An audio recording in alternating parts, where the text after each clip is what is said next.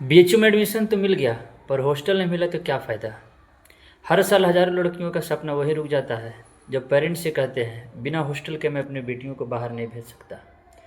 आप टेंशन मत लो, इस वीडियो सारे प्रॉब्लम का समाधान करेंगे और सारे प्रोसेस को स्टेप बाय स्टेप समझेंगे।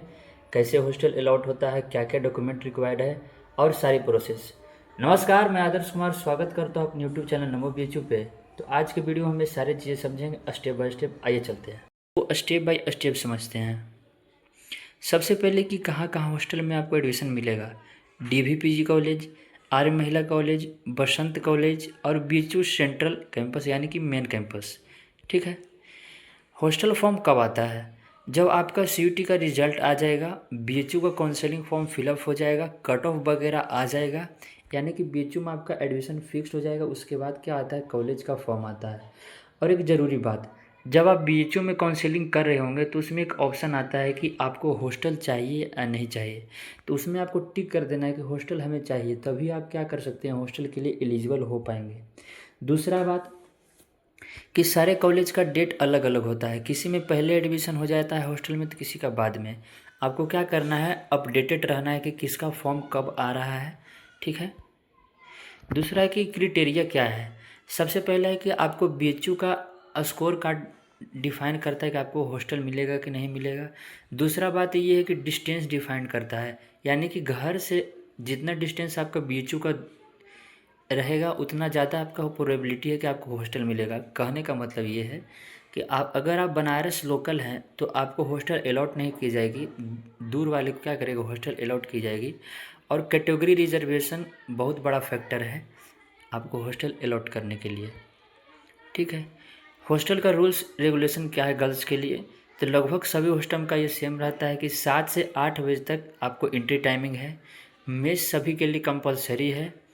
और अगर आपको लेट नाइट या फिर लेट एंट्री चाहिए तो इसके लिए आपको परमिशन ग्रांट करवानी होगी। इसकी अलग अलग प्रोसेस होती है। अब विजिटर का डे और टाइमिंग फिक्स्ड है कि आप इस दिन और इस समय को मिल सकते हैं। जैसे कुछ हॉस्टल का मैंने देखा है कि 10 बजे सुबह से लेकर शाम को 6 बजे तक को मिलने का अलाउड रहता है। इसी तरह बाकी कॉलेज का भी अलग अलग रूल्स है, रेगुलेशन है। ठीक है। अब डॉक्यूमेंट क्या क्या रिक्वायर्ड है, इन सारे डॉक्यूमेंट को आपको क्या करना है, ओरिजिनल और फोटोकॉपी दोनों संभाल कर रखना है। सबसे पहले बीएचयू एडमिशन स्लिप, जब आप काउंसलिंग होगा उस समय आप जब फी पेमेंट करेंगे तो उसमें एक एडमिशन स्लिप मिलेगा, उसको आपको संभाल कर रखना है।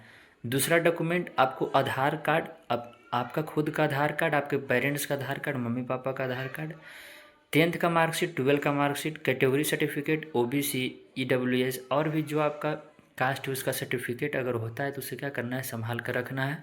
इसके अलावा और भी आपके पास कोई ज़रूरी डॉक्यूमेंट है तो उसको ओरिजिनल और फोटोकॉपी दोनों को रखना है और लेकर आना है। ठीक है।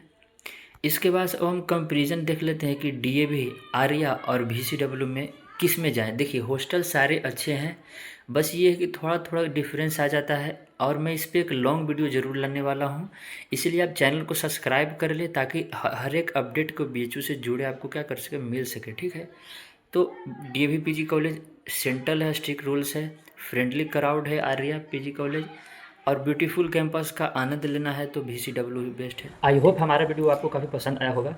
और कुछ ज़रूरी बात है, अगर आप आर्य महिला पीजी कॉलेज, बीसीडब्ल्यू, डीएवी इन किन्हीं हॉस्टल में से आप रह रहे हैं, ऑलरेडी रह रहे हैं, तो आप अपना रिव्यू ज़रूर बताएं, अपना एक्सपीरियंस ज़रूर शेयर करें ताकि आने वाले गर्ल्स को क्या हो सके, हेल्प हो सके, क्या क्या वहाँ पे सुविधा है, क्या क्या नहीं है, क्योंकि आप लोग से बेहतर वहाँ पे कोई नहीं बता सकता है। ठीक है। ग्राउंड रियलिटी अपना ज़रूर बताएं। धन्यवाद। जय हिंद, जय भारत। चैनल को सब्सक्राइब करें और बाकी आप लोग